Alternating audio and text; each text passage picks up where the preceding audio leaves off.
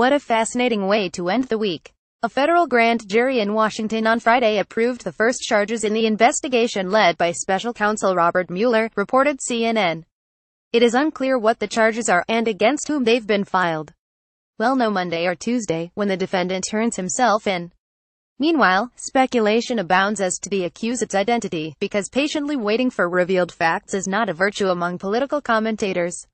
If there is a consensus, it's that Mueller is inaugurating his rolling indictments by going after a low or even lower-level buffoon such as Carter Page, who seems to be obliviously enjoying his 21 minutes of fame.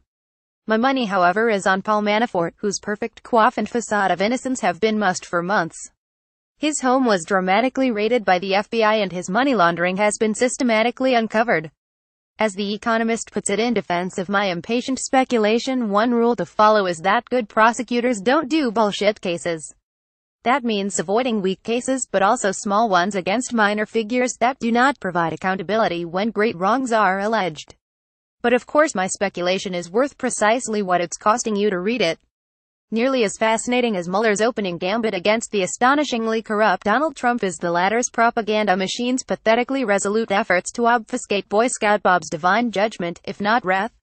Fox News has taken the embarrassing lead. Scribbles one of its hacks. Mueller is facing a fresh round of calls from conservative critics for his resignation from the Russia collusion probe, amid revelations that have called into question the FBI's own actions and potentially Mueller's independence.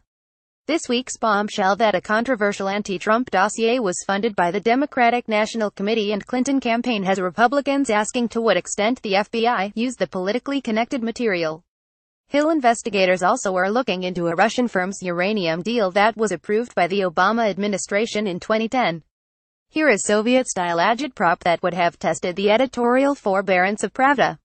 There was no bombshell this week about Clinton and the DNC's rather routine funding of opposition research that ultimately produced a controversial anti-Trump dossier whose findings are less and less controversial by the day, and whose origin lay in the red-faced lamp of the Washington Free Beacon, an ultra-conservative website. That conservative critics have dyspeptically refueled their low-flying calls for Mueller's resignation is but another instance of pseudo-conservative psychopathology unbound, and that Republican Hill investigators are rebeating the dead nag of Obama-Clinton's uranium deal skullduggery is so patently partisan as to give the once noble art of political hatcheting a bad name. Extraordinary in its echo chamber blindness is that to buttress its reporting, Fox News cites one of Trump's universal offenses against veracity, a tweet it is now commonly agreed, after many months of costly looking, that there was no collusion between Russia and Trump. Was collusion with HC I told you Fox News story was pathetic. And then there's the Washington Examiner, which is also under the fabricated impression that the Clinton campaign's OPPO research financing is a bombshell. Again, the product of that research, the Steele dossier, that launched the Russian collusion investigation against President Trump must accordingly be thrown out. The Examiner fails to note that the dossier wasn't what launched Mueller's investigation. Trump's justicier obstructing sacking of James Comey did that. Finally, the Examiner concludes with laughable indignation that after more than a year of turning up no evidence that Trump colluded with Russia, evidence that in the real world is mounting by the day, there is more than enough reason to justify disbanding the witch hunt once and for all. This just as Mueller's meticulously scrupulous grand jury indictments are coming down. One almost feels sorry for editorializing that stupid, going down as Donald Trump. Firing Mueller would be a politically suicidal act that would, accordingly, thrust Trump's approval rating into the 20s. The Republican Congress would also be thrust under immense, irresistible pressure to simply reinstate Mueller's official capacity, hence Trump's sacking of him would be as useless as it would be suicidal.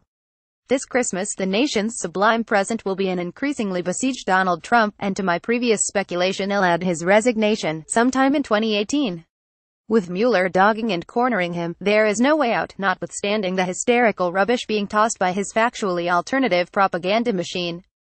This corrupt, traitorous, mendacious, misogynistic, racist demagogue is going down. Happy holidays.